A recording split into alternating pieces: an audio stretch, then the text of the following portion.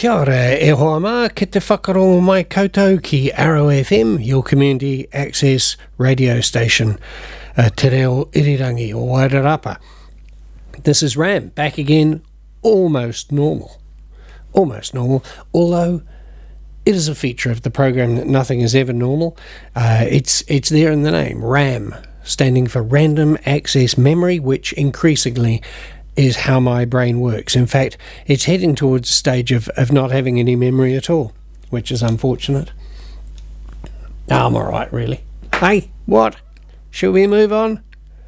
What is this? Where am I? Oh yes, going to do a program about what's on in the Wairarapa again, and things are starting to be on. The farmers' markets are a happening thing again. Booktown, some stuff happening with Booktown, and we're going to get a phone call coming in soon from Jonathan of Aurora Financials, who's going to talk about a few things relevant to the COVID situation, perhaps explain to us the availability of some of the support packages and stuff to do with money, mate. All right, yeah, talking to him soon, but in the meantime, let's have a little bit of music. I've got a great CD called the Easy Stars Lonely Hearts Dub Band. It's, despite saying one band, it's actually a number of artists doing dub versions of Sgt. Pepper's. Bit of fun, eh? So let's have a listen to, well, because things are improving all the time here, we're on level 2, no new deaths, that's great, no new cases. So let's have the Mighty Diamonds with Getting Better.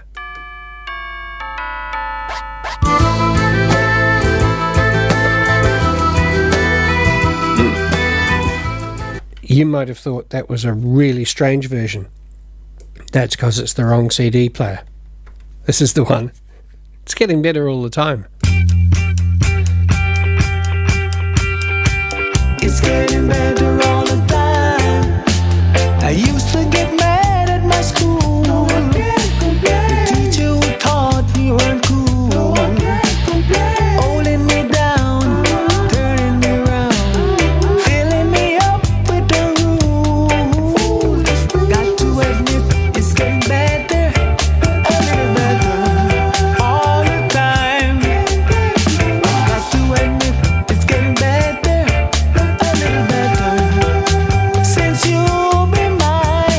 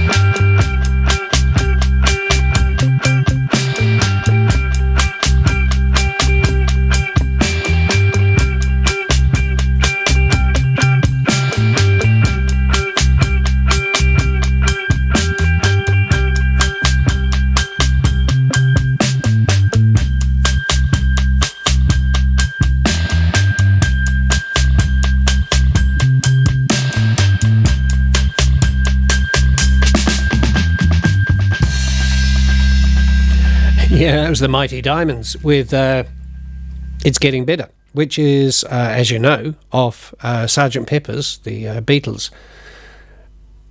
Some would say groundbreaking, and yes, it is. But then I think groundbreaking is what the Beatles did from album to album. So that's just what it was like, mate. I'm having trouble with my headphones, so I'm a little distracted. I'm going to put a different connector in because I got a phone call coming up, and I don't want to not hear him, do I? So, is that any better, Michael? No, it's not. I hope you're enjoying this. Yep. Well, only in the right ear. Fun and games. Do you like the those watching on the telly will notice we've got some new lights, and they're in a funny place. That's because we're only partially through setting everything up, but it's going to look great. Watch this space. All right, I think it's working now. Jeez. Yeah. I mean, I don't want to miss hearing what our guest has got to say. So that's why I'm messing around getting it right. Well, as I said, the farmers' markets are a happening thing again. Wairarapa Farmers Market, also known as Masterton, is down the top end, top being north of Queen Street, Masterton, and that's sort of right beside the Farrier's Bar and Eatery there. So they got the picnic tables there set beneath the giant tree at the historic the historic Solway Showgrounds. But it says here 4 Queen Street. I don't believe that. All right. You know where it normally is. I don't know why they're talking about the historic Solway Showgrounds, because that's not where it's normally at. Do you know, I'm going to do some digging to find out if there's a once-only farmers market happening there. But it does say here 4 Queen Street, Marston, which, as you know, is where I said it was. However, I do know where it is in Featherston. That's at 33 Fitzherbert Street in Featherston, and that's from 8 until 2. You know, all the usual stuff: fresh produce, fine food producers, creators, and much more. I've been there, and it's really, really good. So that'll be the phone. That'll be the phone, mate. Jonathan, are you there?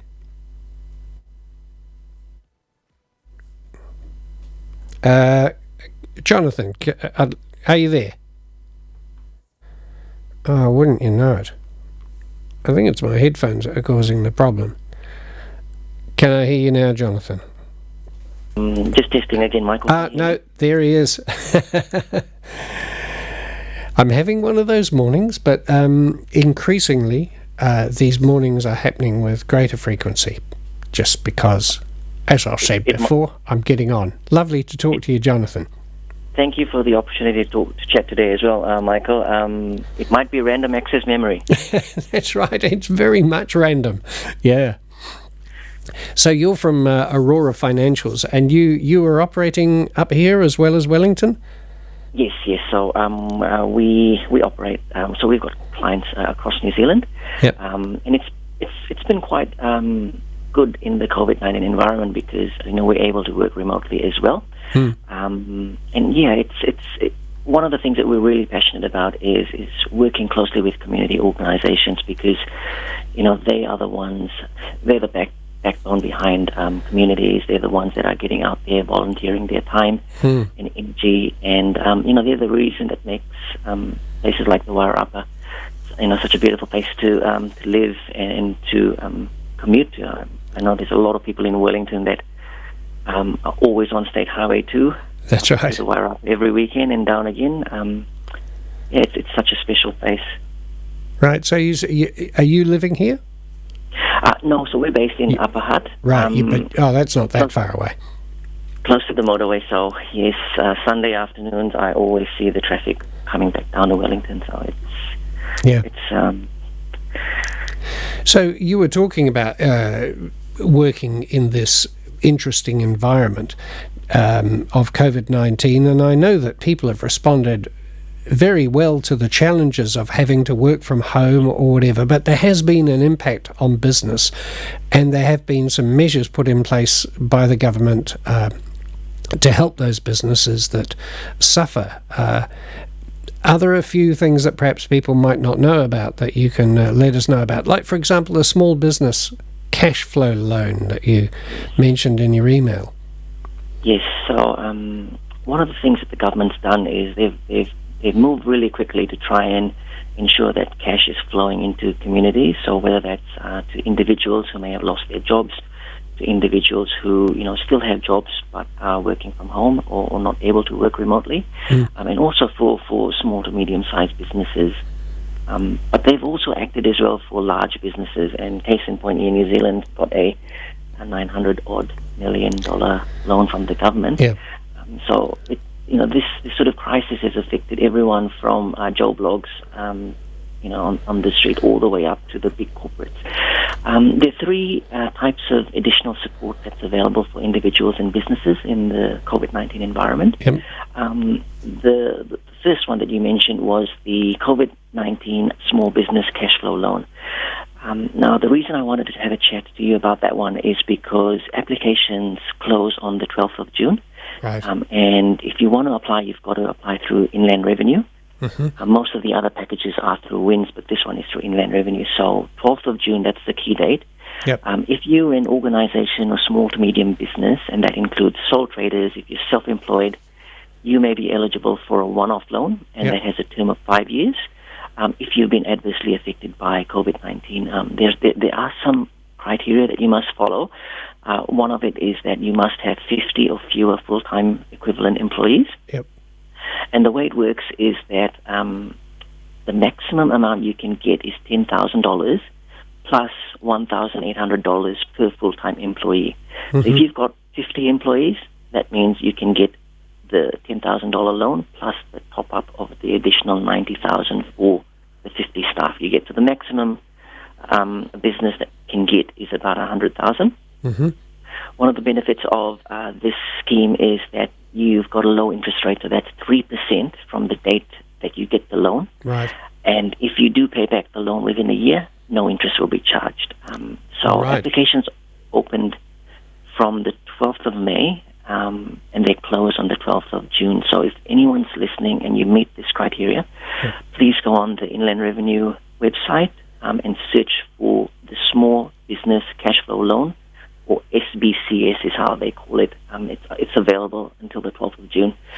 Those things that are happening through the Inland Revenue website, is it all fairly WYSIWYG? Like, can you get in there and navigate easily to those places?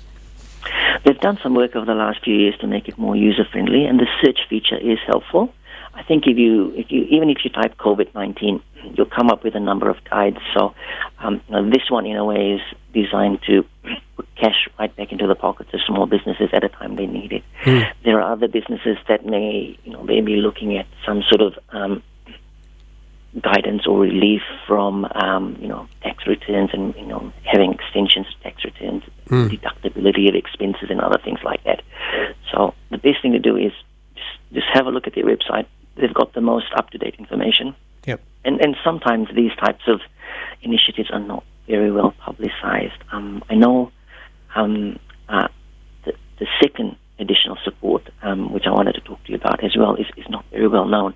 And it's called the COVID-19 Leave Support Scheme. Yep. Now, this one, you've got to apply through work and income, but basically, if you have a business and the business has experienced a 30% decline in revenue, similar to the wage subsidy, which was very well known and which is running for 12 weeks.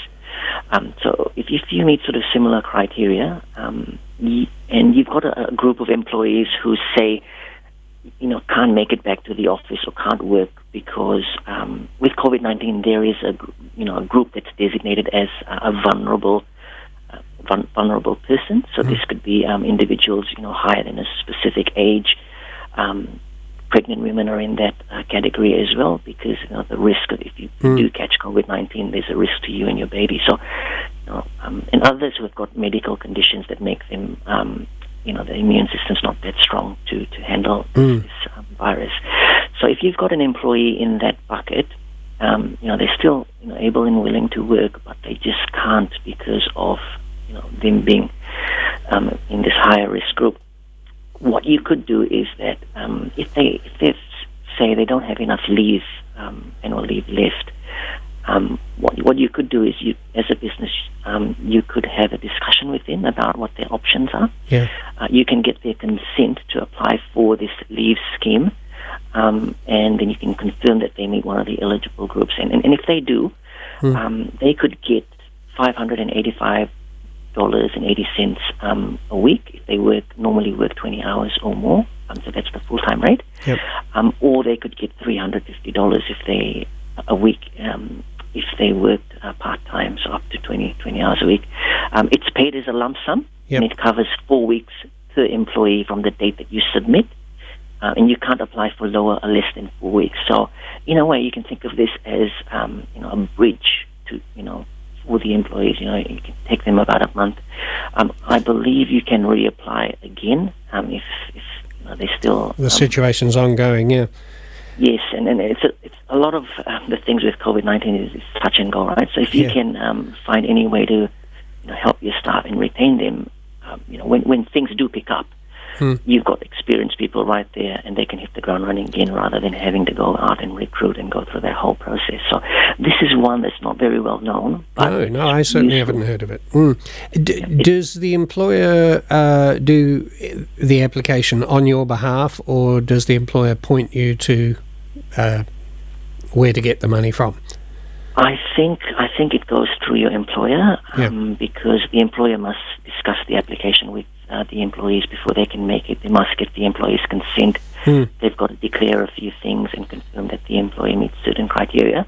But I believe this gets paid out through WINS. I'm not too sure if it goes directly to the employee, or it filters down to the employer, and then the employer pays it out like the standard wage subsidy that everyone is quite well aware of.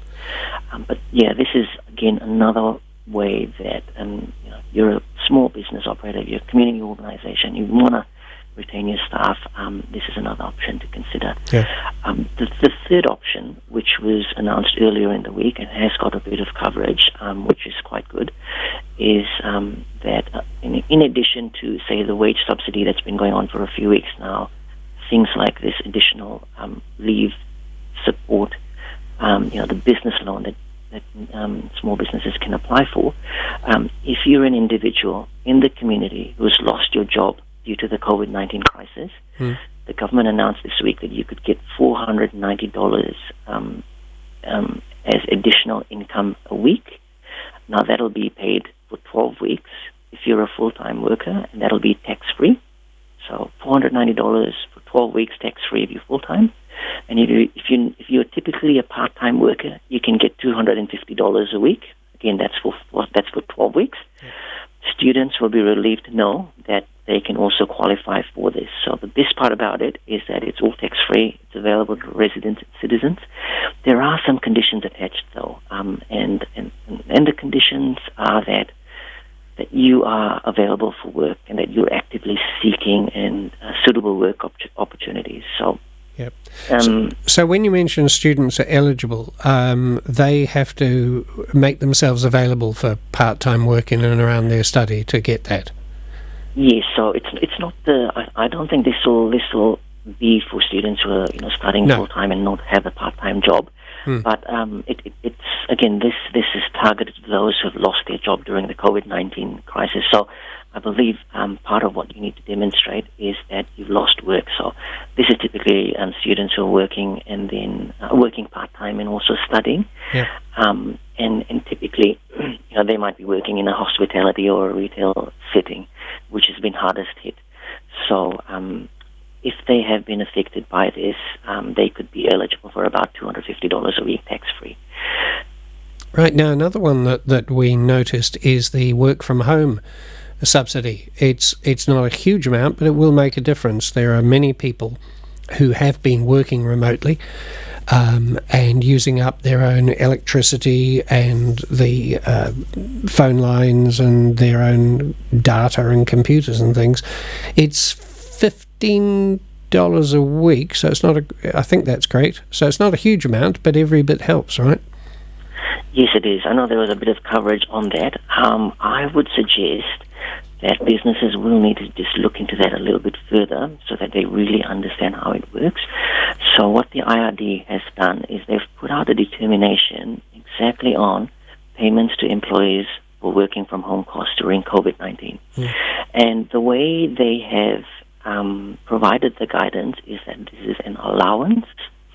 So employees, if they want to seek this allowance from the employer, they've just got to be mindful that it is going to be a business expense. It is going to be coming out from, let me just see, so...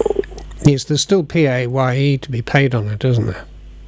I think there is. Yeah. I think they're saying that where an employer pays an employee who is working from home due to the COVID-19 pandemic, an allowance up to $15 per week of the amount paid can be treated as exempt income of the employee.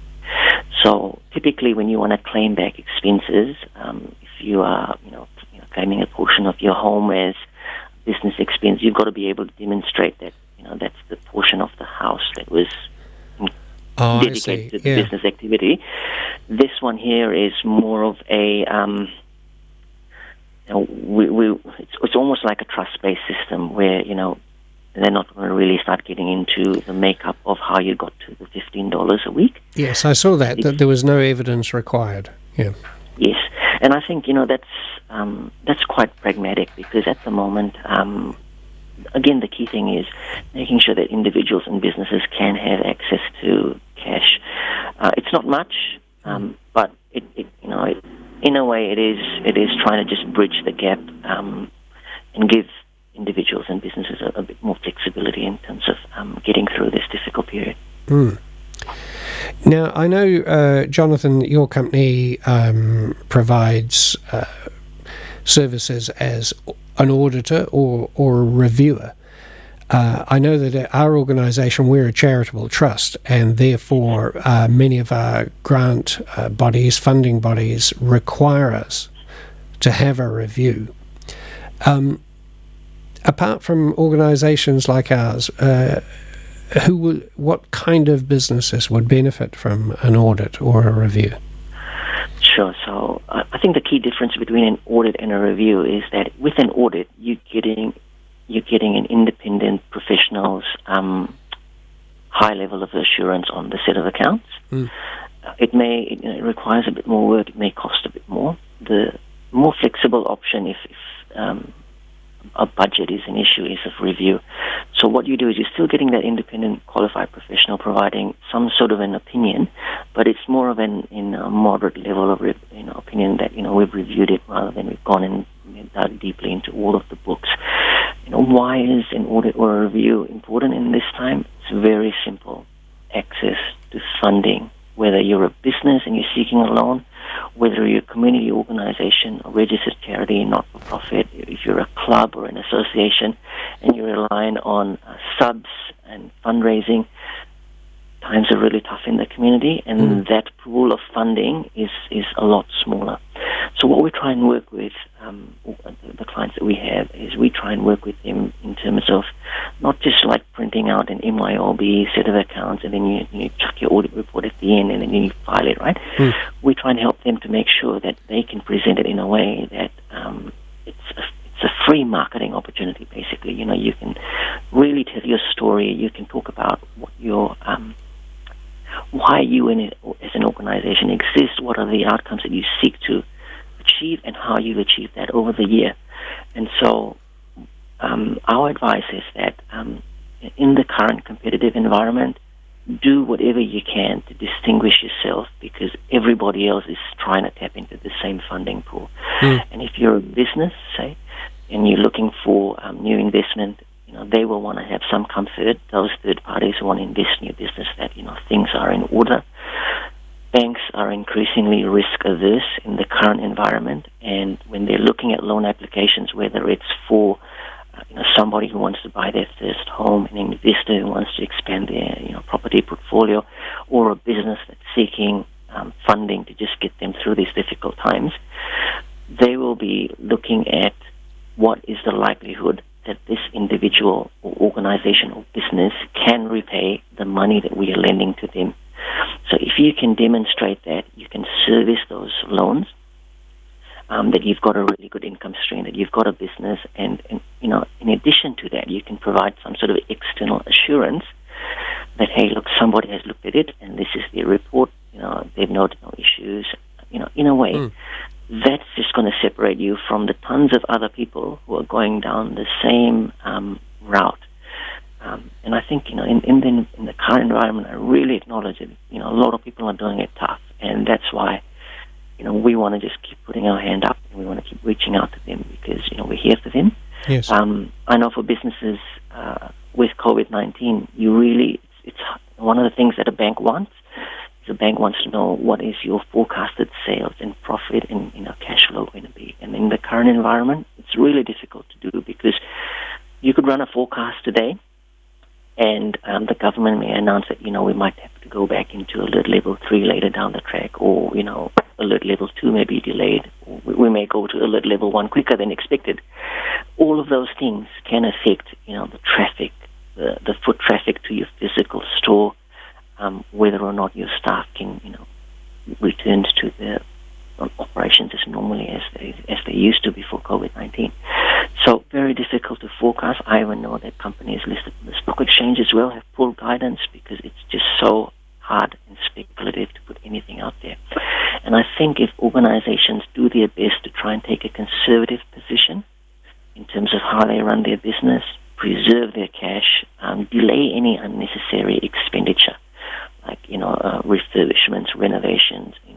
If you don't have to get into that whole big capital project, you can wait, let it wait, and then just find ways or talk to people like ourselves if you want to just try and understand how best to use the limited resources you have and put it to the best use. Times are tough, but there is support, and I just want to reassure everyone that's listening that there is support if you really need it. Talk to somebody. Don't try and fight the battle yourself, because there might be a simpler way to get you, across the line during this difficult period. And, things will pick up. The Wairarapa is a very special place, and the quality of the products, the produce, and the services there, will lead to more demand when things come back to normal. Right? It's just a matter of just trying to ride out this difficult period. And then when things get back to normal, you'll be in a better position at the end to just recover from it. I think people, I do get a great feeling of optimism generally with whoever I speak to. And yes, these are difficult and unusual times, but we're emerging from it already.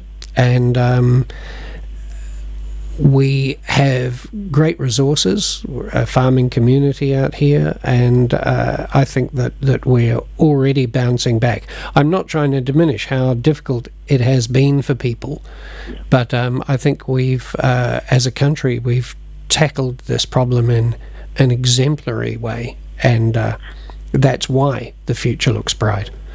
I agree with you, and I think that's the reason why people outside of New Zealand really want us to open our borders, because they see New Zealand as a safe haven in a time when, you're looking at what's happening in places like Italy, Europe, the US, even places like in Brazil where, the virus has just taken hold and it's gone beyond the physical resources of the state to try and contain it. Whereas for us in New Zealand, we're going into winter. We're in winter. Typically around this time, people get sick more often. But I think by trying to just address the issues really quickly, unfortunately, it's going to have significant economic effect, and many people have been affected, but lives have been preserved. And I think that is going to be the selling point for places like the Wairarapa and others in the regions. When we do open the borders again, when tourists start flocking back in, I can see, in time that this is just going to lead to more value in the New Zealand brand in terms of an investment opportunity, in terms of a place where people feel safe and want to move to. And yeah, I think I really I sympathise with those that have been affected. But I second your thoughts and your comments there that it's time for us to really be optimistic, to back our local brands, to support our neighbours, and whether that is some small business operator out there who is just trying to hold on, or a large multinational corporation who's just struggling with a decision of whether or not to lay off staff, whether they can continue, right down to like community organisations, bread and butter organisations who just keep communities engaged and connected. Yes, yeah. We're all in it together, and that's why we want to just also put our hand up. Yeah, we are, and we can't. However much people may be concerned about the economy, you can't have a healthy and growing economy with a sick population. So we've got to start somewhere. Yes, and I think New Zealand is not the only country that has been negatively affected by this. It's a global issue, but I think our attitude to how we're going to face this issue and how we're going to bounce back from it, right? That's the resilience that is, I also sense from the community, right? And that's the thing that's going to position us going forward as, not just a country that has recovered and successfully overcome COVID-19, but look at what we've done here in terms of like the community engagement and spirit. Look at what we've done here in terms of the support to small and medium businesses and individuals. And in time, this is how our economy has recovered. It will take time, but my advice is just back yourself, back your local businesses, and let's just move on. Let's just overcome this, and I think our resilience is going to be the thing that gets us through this. Yeah. Hey, thank you very much, Jonathan. Now, if people have been interested, well, I'm sure everybody will be interested with what you've had to say, but if they want to contact you to perhaps begin a relationship with Aurora Financials, how do they do that? Sure. So I think the best thing to do is just give us a call. Our number is 022 500 5770. So that's 022 500 5770. You can also visit our website. So that's Aurora Financials. So it's financial with an S at the end.com. That's got all of our contact details on there. We've got a website. We've got a Facebook page. We are just trying to do the best we can to motivate individuals out in the community. And no doubt, listeners may also hear our ads playing, a bit on the radio. So, look, please do reach out. We're here.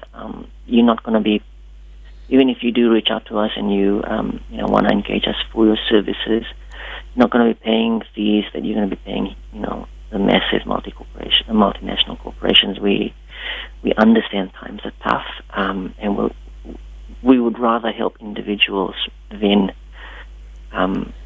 look for opportunities to increase fees and other things like that. Because for us now, it's about the community. Well, that's admirable. Perhaps in stark contrast to what we've seen in certain other large countries. Thank you very much, Jonathan. It's been great talking with you. And as you've said, if people want reminders of how to get in touch with you, your ads are playing on the station at the moment. Heard one just before we started. So, get in touch with Jonathan. And lots of good advice there. So thanks very much. Thank you very much, Michael. Look, if you'd like us back on, please do reach out again. And thank you to the listeners for taking the time to listen to us today. Great. Okay. Bye, Jonathan. Thanks. Bye-bye. All right. I've got a lot of buzz in my headphones at the moment. I hope you're not getting that. And that's bothering me. But I'll cope. So long as you're not getting it. I'm going to take my headphones off. And let's listen to some more of that dub. I really promise after this that that I'll tell you a few things that are going on in the Wairarapa, because things are going on now. Yeah. What about fixing a hole? Because that's kind of what our government's been doing, isn't it? This, again, is from the Easy Stars Lonely Hearts dub band. Love it. Although it covers a number of artists, and Fixing a Hole is interpreted here by Max Romeo.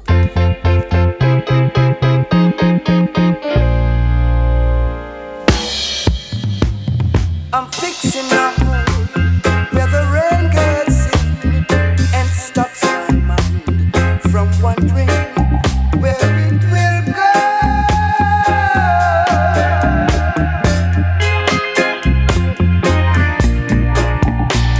I'm filling the cracks that ran through the door and kept my mind from wondering where it will go.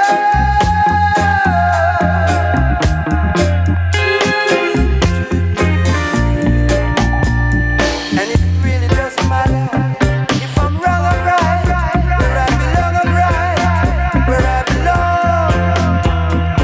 See the people standing there who disagree and never win, and wonder why they don't get in my door. I'm painting my room in a colorful way, and when my mind is wandering, there I will go.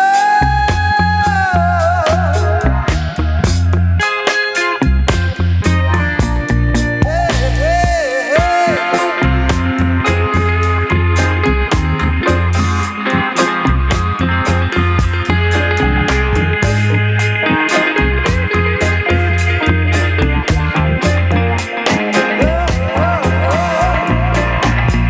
And it doesn't matter if I'm wrong, I'm right. Where I belong, I'm right. Where I belong. Silly people run around, they worry me and never ask for what they don't get past my door.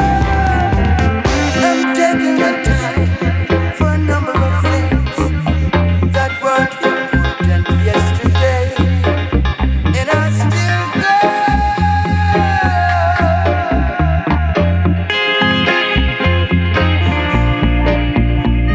I'm fixing a hole where the rain gets in and stops my mind from wondering where it will go.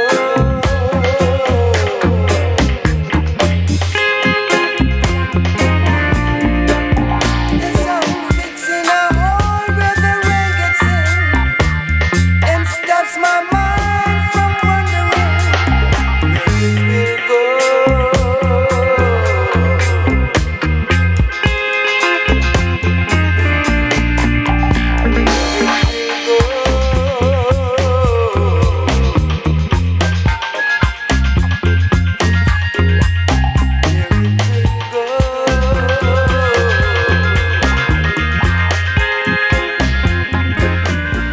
I'm just going to come back in here and tell you about a few of the events that are going on in the Wairarapa.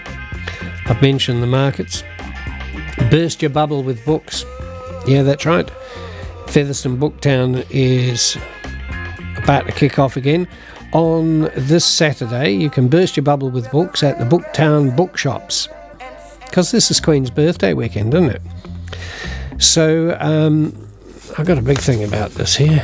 Each of the 6 bookshops is preparing individual programs involving discounts, readings, and other activities. So the idea is to help people replenish their bedside reading stacks, and I know that mine needs constant replenishment. And of course, those have been depleted a bit during the lockdown, haven't they? Because you might not have been able to, well, the bookstores would have been closed, you might not have been able to get into the library. So that's the idea. Get out there and get heaps of books. Store up ready for a literary love fest. That's not what they said. That's just what came out of my mouth. So the May Festival had to be cancelled, of course. I wonder if they're doing anything to make up for that. Well, they're obviously doing quite a lot over Queen's birthday weekend, so Colourful Booktown flags are already flying down Fitzherbert Street, already, and the bookshops will also be decked out with bunting. The 6 bookshops are the Dickensian Bookshop, Featherston Ferret, For the Love of Books, Messine's Books, Military History, Loco Cafe and Books, and Mr. Feather's Den. Lot of bookshops there in Featherston, because it's Booktown. Right. Isn't it a great thing that Featherston's one of the recognised book towns in the world, and they had to cancel the May activities this year because so many things were cancelled under COVID-19, but nonetheless, it's an ongoing thing. Oh, here's another thing that had to be cancelled. The Mangatainoka Motors Brexit versus EU Day is postponed. A bit like Brexit itself. What a mess that is. The men's group, Wairarapa, are having their monthly indoor meeting, so they're allowed to get together again now, I guess, on Thursday, next Thursday, the 4th of June. Now, this is an open and diverse group of sharing and mutual support. Come to share or listen to the stories of other local men, anybody from 17 up, who feel the need to connect with self and the group. Silence, it says. I'm not quite sure how that fits in grammatically, but the word silence was whacked in there.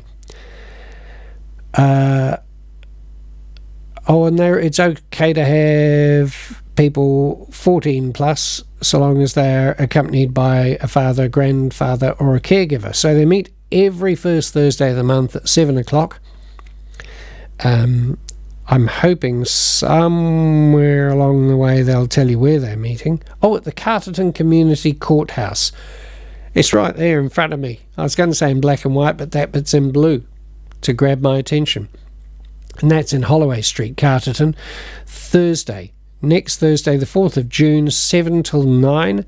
You can participate actively or just be present silently. No pressure. Optional koha contribution to the venue and organisers.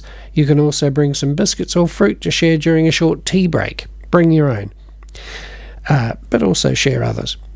The event's usually I'm just wondering if at this stage you should just bring your own.